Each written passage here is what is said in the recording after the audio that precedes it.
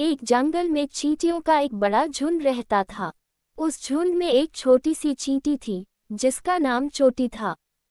चोटी अपने काम के प्रति बहुत मेहनती थी और हमेशा अपने काम को पूरी निष्ठा के साथ करती थी।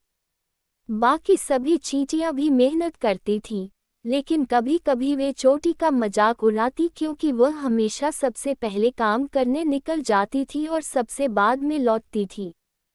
चोटी को अपने काम से प्यार था। वह रोज सुबह जल्दी उठकर खाने की तलाश में निकल जाती थी।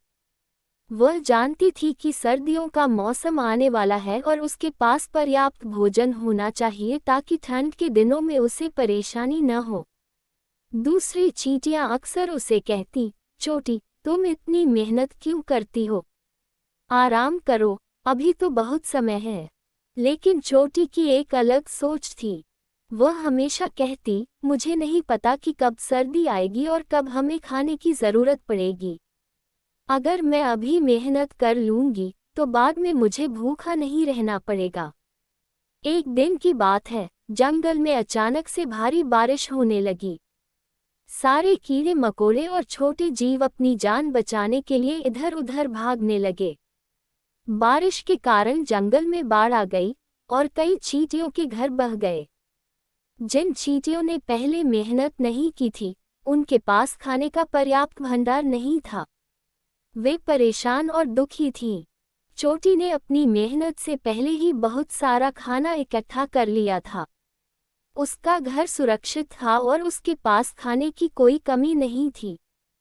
जब बाकी चींटियां भूख से परेशान होकर उसके पास मदद मांगने आईं, तो उसने बिना किसी हिचकिचाहट के उन्हें भोजन दिया और उनकी मदद की। उस समय सभी चींटियों ने चोटी की मेहनत और उसकी दूरदृष्टि की तारीफ की। उन्होंने समझा कि समय रहते मेहनत करने का कितना महत्व है। वे सभी चोटी से प्रेरणा लेकर अपने काम के प्रति और भी मेहनती बन गईं। चोटी ने उन्हें समझाया, जीवन में समय की कीमत को समझना चाहिए। अगर हम आज मेहनत करेंगे, तो कल हमें उसके अच्छे परिणाम मिलेंगे। किसी भी काम को टालने से हमें केवल नुकसान होता है। मेहनत और धैर्य से हर मुश्किल का सामना किया जा सकता है।